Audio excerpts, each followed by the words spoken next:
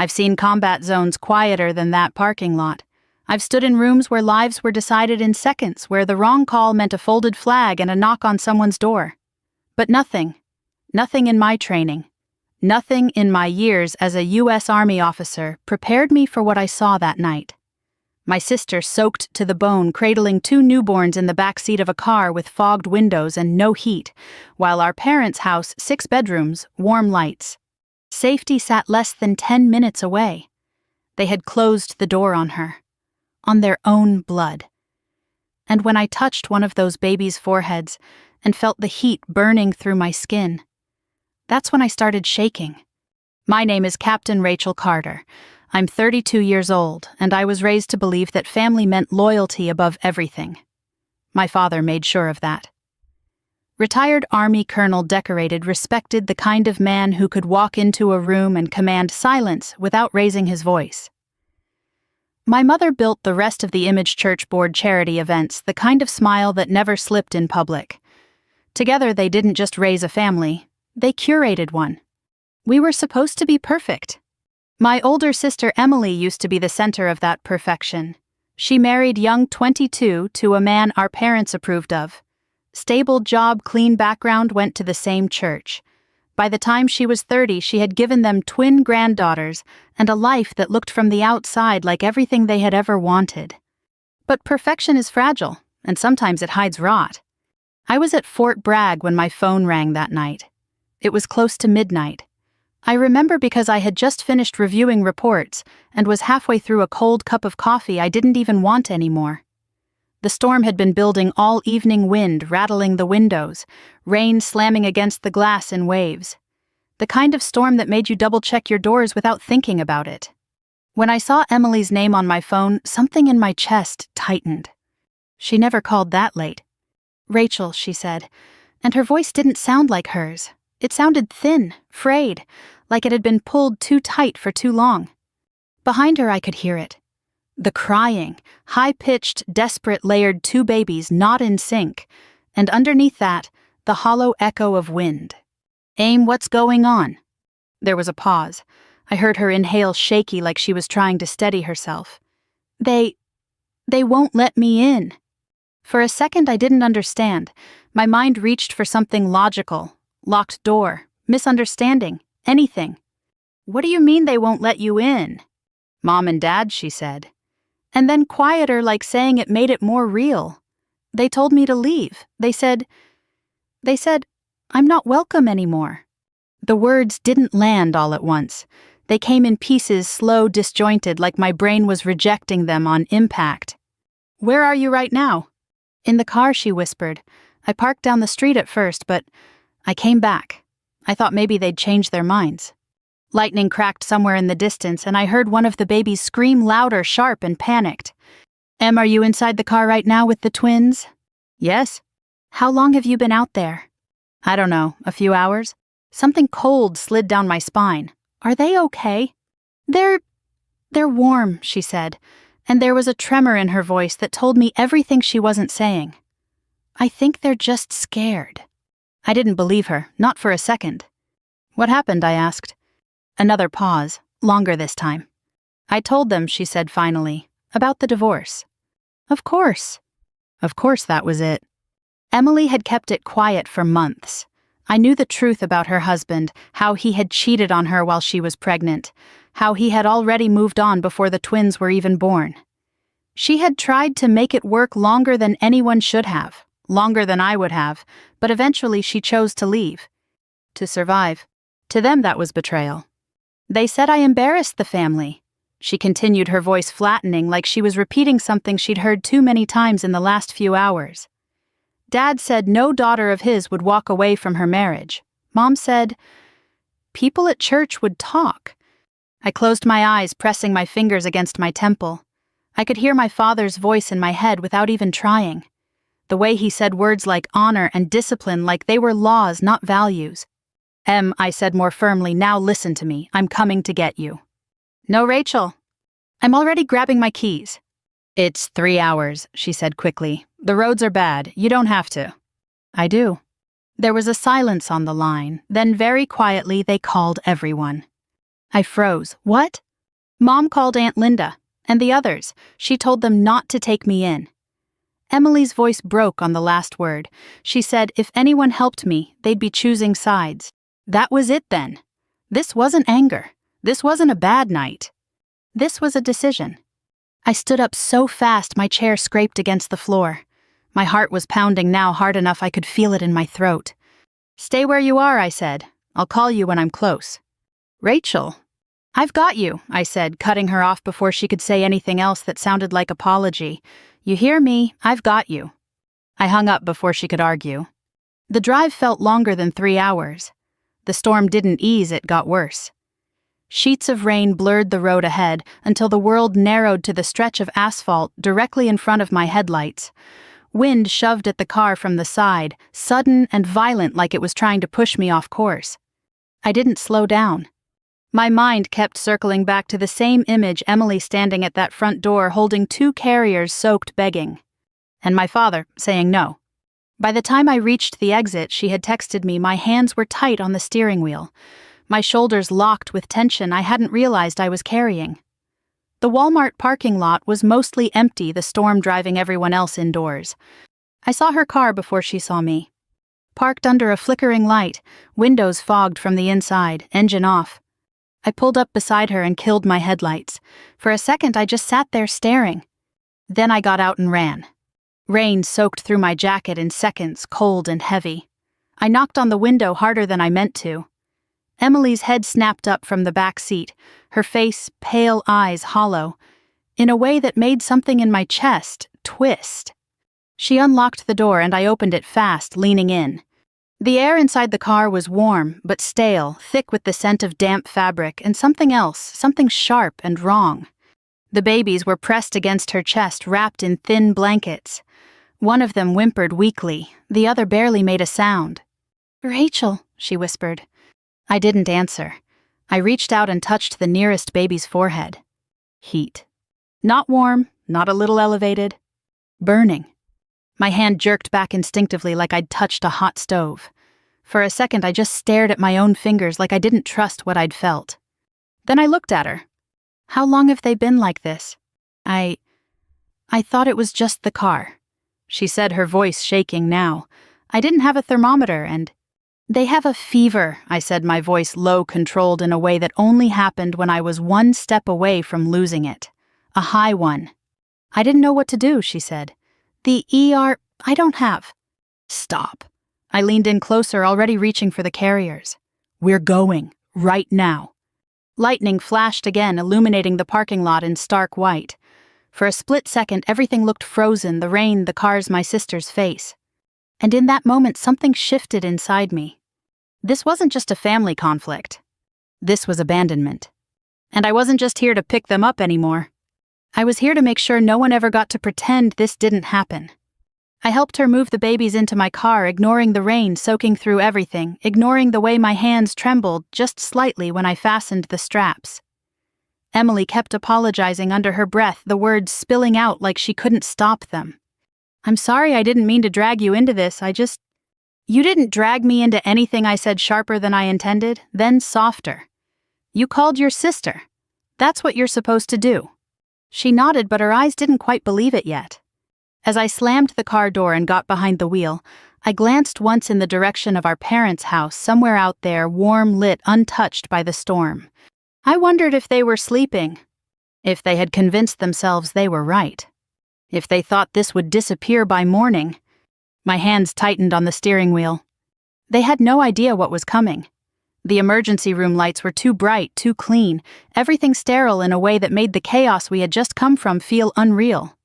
Nurses moved quickly, efficiently, the kind of quiet urgency I recognized from field hospitals. No panic, just action. They took the twins from us almost immediately. High fever, I said, already shifting into a tone I used on base, clear, concise, controlled. Prolonged exposure to cold, dehydration likely. The nurse nodded once, already moving. We'll take it from here. Emily's hands hovered in the air after they carried the babies through the swinging doors, like she didn't know what to do without their weight in her arms. Then they slowly dropped to her sides. They're going to be okay, right? She asked. It wasn't really a question for me. It was a plea. They're in the right place, I said. It wasn't a guarantee, but it was the closest thing to one I could give. We sat in the waiting area after that. The storm still raged outside. I could hear it faintly against the windows, but in here time moved differently, slower, heavier. Emily leaned forward, elbows on her knees, hands clasped so tightly her knuckles had gone white. Her hair was still damp strands clinging to her face. She looked smaller than I remembered, not physically, just diminished. Like something had been taken out of her.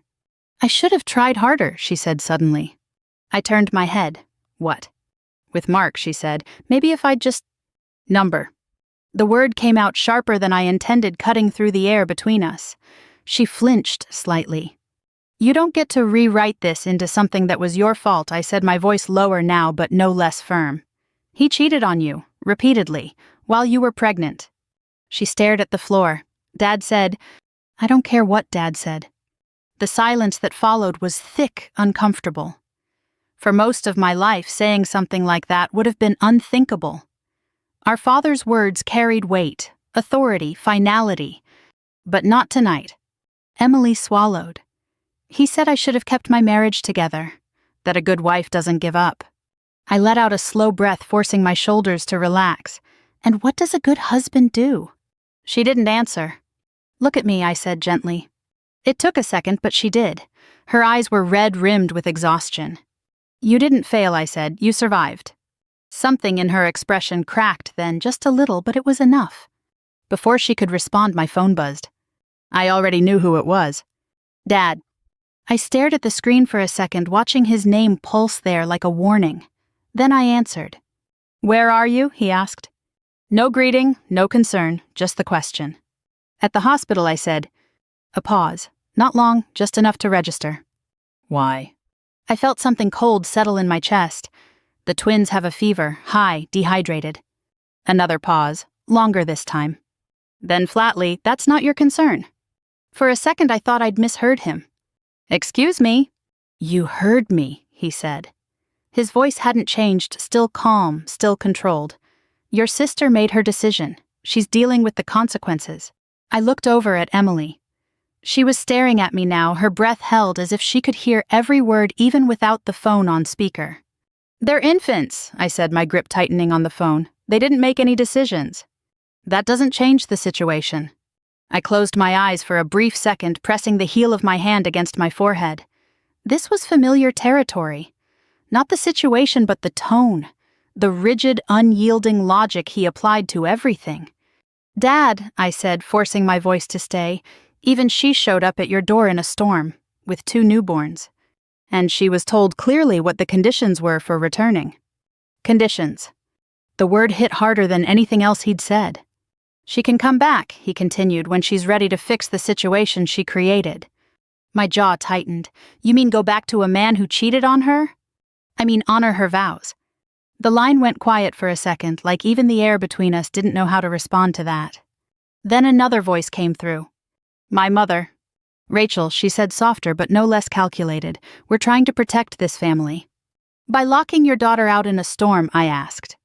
You don't understand the bigger picture. I almost laughed, not because it was funny, but because it was so predictable. The bigger picture doesn't include 2 sick babies, I said. They're not your responsibility, she replied. They're my nieces. They are the result of a broken home, she snapped, the softness gone now, and that reflects on all of us. There it was. Not concern. Not regret. Reputation. I turned slightly away from Emily, lowering my voice. Do you hear yourself right now? What I hear my father cut in again is that you're making an emotional decision instead of a rational one. I let out a slow breath, then explained the rational part to me. You have a career, Rachel, he said. A future. Don't jeopardize it by getting involved in something that doesn't concern you. I almost missed it, the shift. This wasn't just about Emily anymore. This was about me. Are you threatening me? I asked quietly. Another pause. No, he said. I'm reminding you of reality. I felt my stomach tighten. You're stationed under people I know, he continued. Your name still carries weight because of mine. Don't forget that. There it was. Not a direct threat, but close enough. Before I could respond, another voice joined the call. Michael, my older brother. Rachel, he said smoothly, like we were discussing something over dinner instead of this. Let's not make this messy. I didn't answer. I've already spoken to a few people, he went on, Child Protective Services included. If Emily insists on being unstable, unemployed, homeless, it raises questions. A cold wave of anger moved through me. You wouldn't. Try me, he said just as calmly. Courts look at stability, income, environment. I have a clean record. She doesn't. She left an abusive situation. She left a marriage he corrected. That's how it will be presented. I could hear Emily's breathing now, uneven, like she was trying not to cry. You're talking about taking her kids, I said. I'm talking about ensuring they're raised in a proper environment, he replied. If she can't provide that, someone has to. The implication hung there. Someone like him. Something inside me snapped into place, not explosive, not loud, just final. Let me make sure I understand this, I said slowly. You're threatening to use CPS to take her children because she left a cheating husband. I'm outlining possibilities, he said. That's extortion. That's reality. Silence. Then my father again. You have 48 hours, Rachel. I didn't respond. Decide where your loyalty lies, he continued. Your family or this situation. My fingers tightened around the phone. Emily's head was down now, her shoulders shaking. Emily is my family, I said. Not anymore, he replied. The line went dead. I sat there for a second, staring at the blank screen. The sounds of the hospital came rushing back in distant voices, footsteps, the low hum of machines. Emily didn't look up. I'm sorry, she whispered. I didn't mean to drag you into this. I exhaled slowly, then leaned forward, resting my elbows on my knees the way she had earlier. You didn't drag me anywhere, I said. They did. She shook her head. You could lose everything, Rachel. Your career, I've followed orders my entire life, I said quietly. She went still. But not this one. I straightened, pulling out my phone again. My thumb hovered over my contacts for a second before I scrolled down and stopped on a name I hadn't called in years. Jessica Martinez. Civilian attorney, former JAG. The kind of person you called when things crossed from personal into legal. Emily looked up as I hit dial. What are you doing? I met her eyes. Building a case. Jessica picked up on the second ring. Rachel Carter, she said, her voice sharp alert. No small talk, no hesitation. It's been a while. What kind of trouble are you in? Not me, I said, my sister. There was a pause on the line, brief but loaded. Tell me everything. I stepped into a quieter corner of the hospital hallway, the hum of fluorescent lights overhead filling the silence as I started from the beginning. I didn't dramatize it. I didn't need to. I laid it out the way I would in a briefing fact sequence timeline. Parents, storm, locked door, newborn twins, no shelter, fever, threats. When I finished, Jessica didn't speak right away. I could practically hear her thinking, assembling the pieces. Do you have proof? She asked finally. Yes. What kind? Phone calls, I said. I recorded the last one. Good, keep doing that. There's more, I added. A neighbor saw what happened. Security cameras on the street. Even better, she said. You're building a pattern. I leaned against the wall, crossing one ankle over the other, grounding myself in something physical. They're threatening to call CPS. Say Emily's unstable. That's not just a threat, Jessica said. That's coercion, potentially criminal depending on how far they push it. They'll push it. I don't doubt that. I closed my eyes for a second. Can we stop them? A beat. Better, she said. We can protect her, and if they cross the line, we can bury them. Her words weren't emotional. They were precise, measured, like mine would have been in a different context. What do you need from me? I asked. Everything, she replied. Recordings, messages, anything that shows intent. I also want documentation of the twins' condition when you found them, hospital records, timestamps, and Rachel.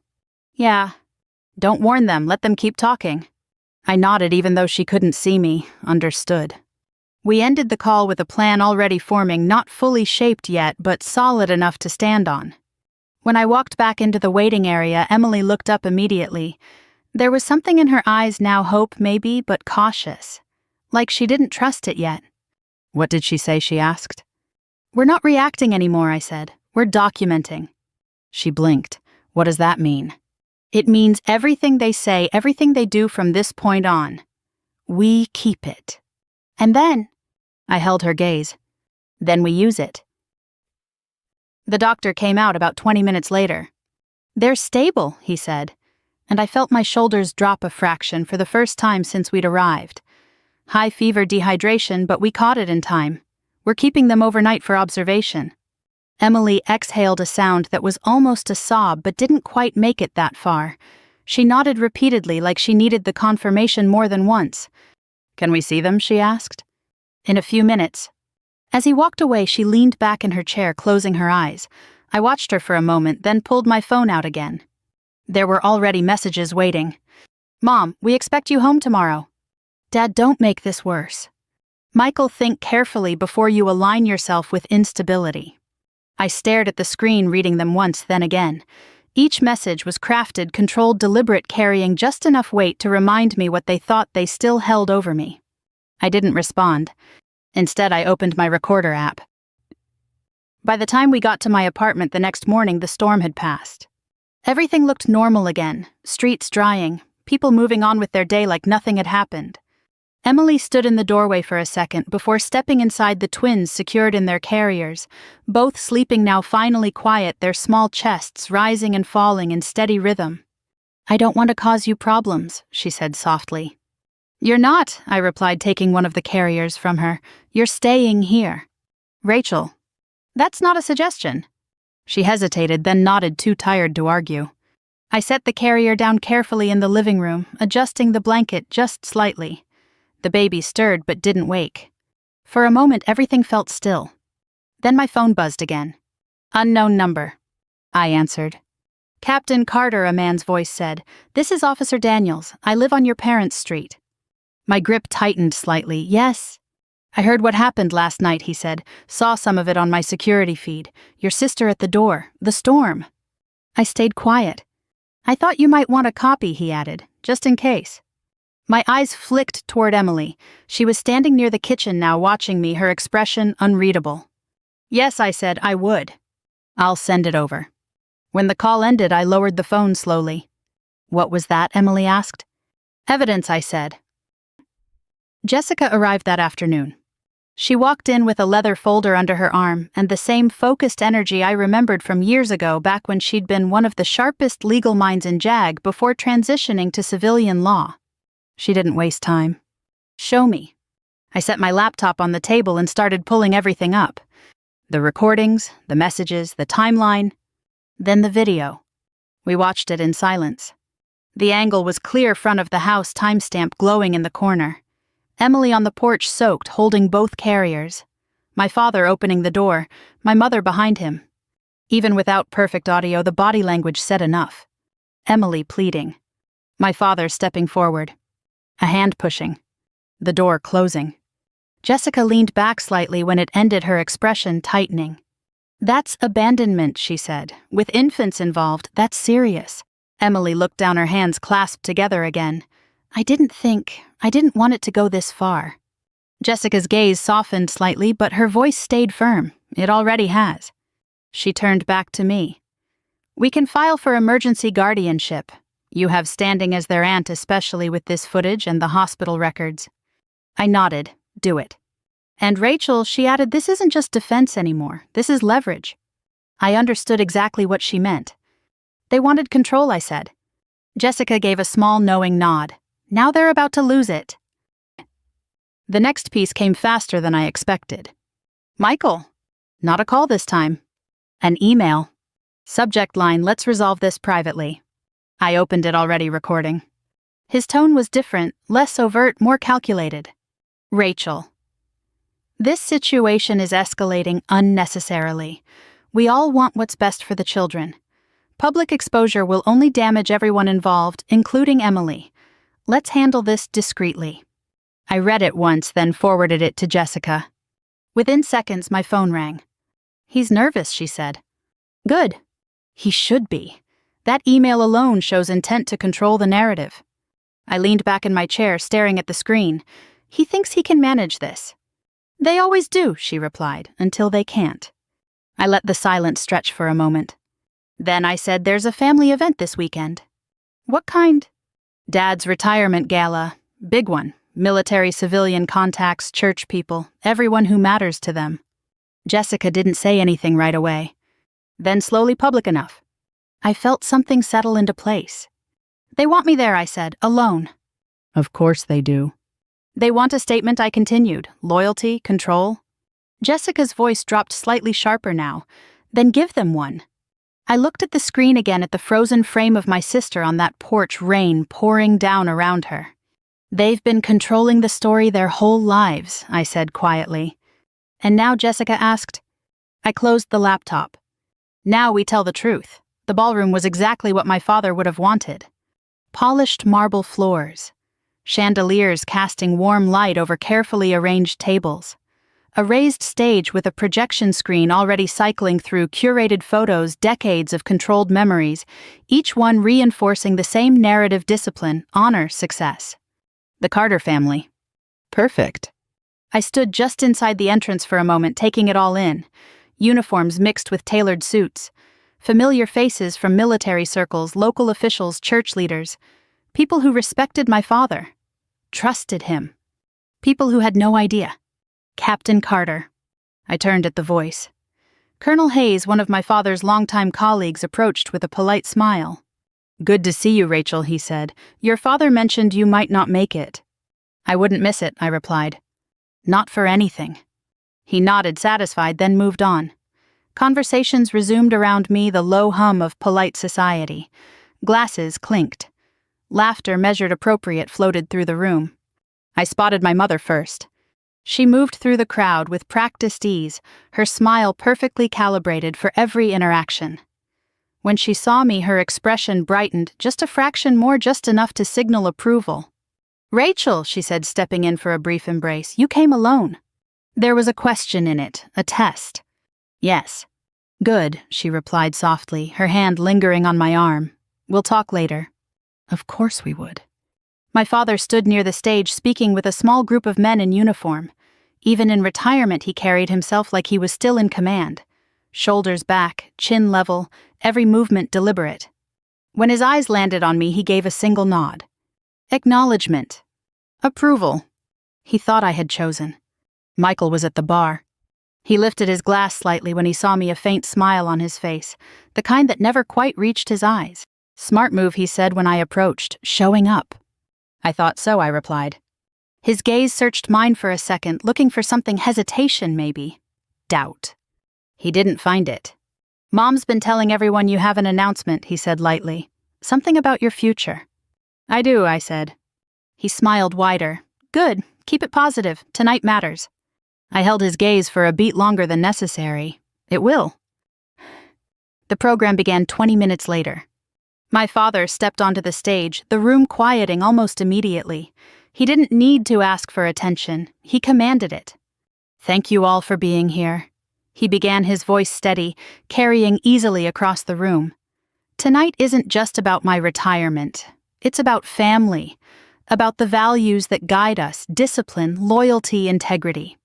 I felt my jaw tighten slightly. Loyalty. He continued, weaving through anecdotes from his career moments designed to reinforce the image he had spent a lifetime building. The audience responded exactly as expected, smiles, nods, occasional laughter. Then he shifted. "And speaking of family," he said, glancing in my direction, "my daughter Rachel is here tonight. Captain Carter. She's made us all proud." A ripple of applause moved through the room. I stepped forward, controlled, composed. "And," my mother added, joining him on stage, "she has something she'd like to share." Of course she did. 30 pairs of eyes turned toward me, expectant, curious. They thought they knew what was coming. I reached into my pocket and pulled out my phone. "Thank you," I said, my voice calm, steady, the same tone I used when briefing officers twice my rank. "Before I share my news, I'd like to talk about something my father just mentioned." I paused, letting the silence settle.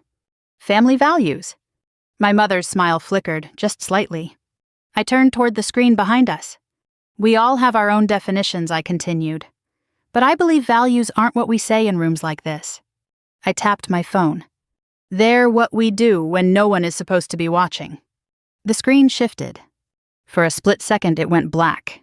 Then the image appeared. Rain. Heavy, relentless, the timestamp glowing in the corner. October 15th, 11:47 p.m. A murmur moved through the crowd. "That's our street," someone said quietly. The video continued. Emily stepped into frame. Soaked, struggling to hold both carriers steady, her hair plastered to her face, clothes clinging to her like they were part of the storm. The door opened. My father. My mother behind him. The room didn't react right away. It took a second for recognition to settle in, for context to catch up. Then, "Turn that off," my father said, his voice cutting through the air sharp for the first time that night. I didn't move. On the screen, Emily leaned forward, speaking her words muffled by the storm, but her desperation unmistakable. My father stepped forward. His hand reached out. Pushed. A collective inhale rippled through the room as Emily stumbled backward, nearly losing her grip on one of the carriers. The baby's cry cut through the speakers, thin and piercing. My mother's voice, faint but audible, followed. "You made your choice." The door slammed. The sound echoed in the ballroom like a gunshot. No one spoke. The video continued for a few seconds longer, Emily standing there shaking, trying to shield the babies from the rain before I cut it. Silence. Complete, absolute. I turned back to the audience. "That was my sister," I said. 6 hours after giving birth to twins. A woman near the front raised a hand to her mouth. "They had fevers over 103 degrees when I found them," I continued, "in a parking lot, alone." My mother stepped forward. "Rachel, this is not—" I held up a hand. "Please," I said, "let's not interrupt the presentation." A few heads turned toward her. I tapped my phone again. "This next part," I said, "is a conversation from the following morning." The audio filled the room. My father's voice, clear, controlled. "You have 48 hours to decide where your loyalty lies." Then Michael, "If you make this messy, I'll make sure those twins end up in proper homes." A sharp gasp came from somewhere behind me. Michael's face had gone pale. "That's not he started." The recording continued. "Help her and you lose everything." I stopped it there. The silence that followed was heavier than before. It wasn't confusion anymore. It was understanding. Colonel Hayes stepped forward slightly, his expression hard. "Is this accurate?" I met his eyes, unedited. He looked at my father. My father didn't respond. He couldn't. I let the moment stretch just long enough. Then I spoke again. "I've filed for emergency guardianship," I said, "based on documented abandonment and threats of custodial interference." Michael took a step toward me. "You don't know what you're doing." I held his gaze. "I know exactly what I'm doing." He stopped. Around us, the room was shifting. People stepping back, conversations starting in low, urgent tones, lines being drawn quietly but decisively. "This was a private matter," my mother said, her voice trembling now. "You had no right to." "You made it public," I replied, "the moment you called everyone and told them not to help her." A man in a dark suit, one of my father's civilian contacts, shook his head slowly. "Those were infants," he said, "in a storm." No one defended them. Not one person. My father finally spoke, his voice lower than I had ever heard it. "You've destroyed this family." I took a breath, steadying myself. "No," I said, "you did that the night you closed the door." The words hung in the air. Unavoidable. Final. Around us, people were already leaving, quietly, deliberately. The room that had once reflected their control now reflected something else entirely. Truth. And for the first time since this started, they had no control over it. The silence didn't break all at once. It fractured. A chair scraping, glass set down too hard, a whisper that carried farther than intended. Then movement measured at first, then unmistakable. People began to step away from my parents like distance itself could redraw what they had just witnessed. Colonel Hayes didn't raise his voice, but he didn't need to. "Robert," he said to my father, using his first name for the first time I'd ever heard in public, "will need to speak. Now." My father didn't look at him. His eyes stayed on me, fixed and unblinking, as if refusing to acknowledge anything else would make it less real. My mother tried to recover. I watched it happen, the instinct to smooth, to redirect. "There's context here," she said, addressing no one and everyone. Emily was unstable. We were trying to to what a woman near the front cut in her voice steady with a kind of disbelief that had already turned into judgment. "Protect your reputation." No one answered. Michael made a move toward the stage, stopping short when he realized the path was no longer clear. People weren't just stepping back from my parents. They were creating space between themselves and anything attached to them. "You think you've won something here," he said to me low enough that only I could hear. "You've just made it worse." I met his gaze without blinking. "For who?" He didn't answer. Across the room, someone was already on their phone. Another pair of officers spoke in tight, controlled voices, glancing between the screen and my father.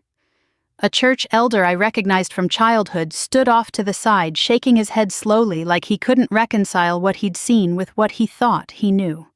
This was the part my parents never accounted for. Not anger, not defiance.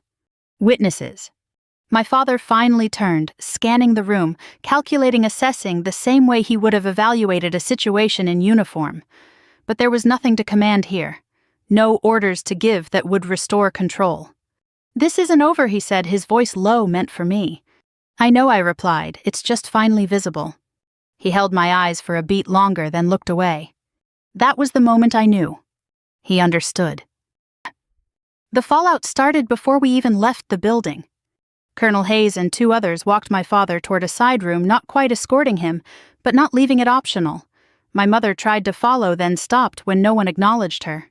Michael stood near the bar, phone in hand, speaking in clipped, urgent tones to someone who clearly wasn't giving him the response he wanted. I didn't stay to watch the rest. I had already said everything that mattered. Outside, the air was cooler, cleaner. The storm from the night before was gone, but the ground still held its memory damp heavy. I sat in my car for a moment before starting the engine, letting the quiet settle around me. Then I drove home. Emily was in the living room when I walked in, the twins in their cribs beside the couch. A soft lamp lit the space, warm and steady, the kind of light that made everything feel smaller, safer. She looked up as soon as the door opened. "You're back," she said, her voice careful, like she wasn't sure what she was about to hear. "I'm back." There was a beat. "Then how did it go?" I closed the door behind me, setting my keys down slowly. "They know." Her hands tightened slightly around the blanket in her lap. "What does that mean?" "It means they don't get to control the story anymore." She searched my face, looking for something, relief maybe, or regret. "Are you okay?" she asked. I considered the question. I wasn't shaking anymore. The anger that had carried me through the last 2 days had settled into something quieter, heavier but more stable. "I will be," I said. She nodded, accepting that. We sat in silence for a moment, listening to the soft, even breathing of the twins. One of them stirred, letting out a small, contented sound before settling again. "They're better," Emily said, almost to herself. "The doctor said the fever's gone." I glanced over at them. "Good." Her eyes moved back to me. "Rachel, thank you." I shook my head slightly. "You don't have to." "I do," she said, cutting me off gently. "I know what you risked." I didn't answer right away. Because she was right. I had thought about it, every piece of it, on the drive there in the hospital, even as I stood in that ballroom. Career, reputation, the quiet, invisible network my father had spent decades building. I had weighed all of it. And then I had looked at 2 infants burning with fever in the back of a car. "Some things aren't negotiable," I said finally. She held my gaze for a second, then nodded. The calls started the next morning. Not from my parents, from everyone else. Colonel Hayes called first. His tone was formal, but there was something underneath it, respect maybe, or acknowledgement. "We're reviewing the situation," he said, "but I want you to know what you did took courage." After him came others. People who had been in that room. People who had seen, who had listened, who had drawn their own conclusions. No one said it outright. But the message was clear. My father's influence had limits. And he had just found them. Jessica called around noon. "Guardianship hearing is set," she said. "We have everything we need, the footage, the recordings, the hospital reports, it's solid." "And CPS?" I asked. "Already contacted," she replied. "Not by your brother, by us." I let out a slow breath. Good. "They're not looking at Emily," she added. "They're looking at your parents." I didn't feel satisfaction. Just balance. Jessica said after a moment they're going to try to reach out, apologize, reframe, maybe even offer something to make this go away. I know. What do you want to do? I looked across the room at Emily, who was leaning over one of the cribs, adjusting a blanket with careful, practiced hands. Nothing, I said, not yet. That's a choice, Jessica replied. It's a boundary. She paused, then good. The letter came 3 days later. Delivered, not mailed. Formal, carefully worded. My mother's handwriting at the bottom. We would like to discuss reconciliation.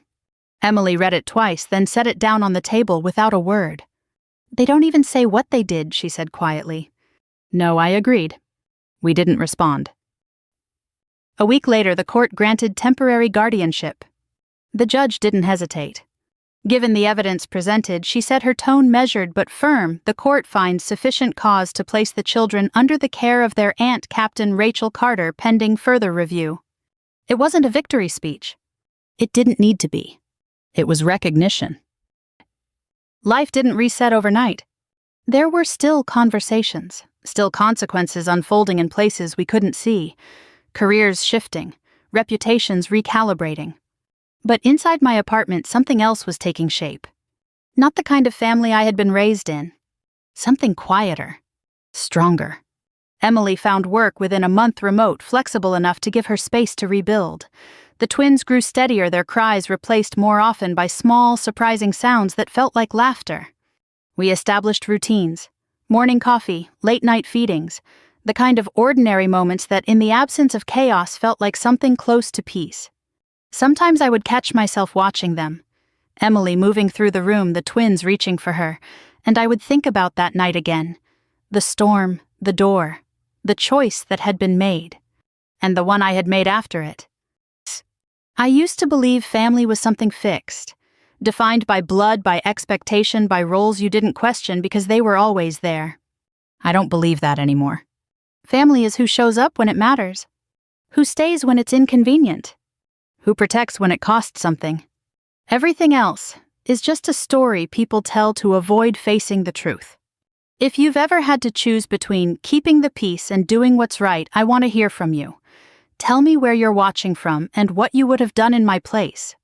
Stories like this aren't easy, but they matter.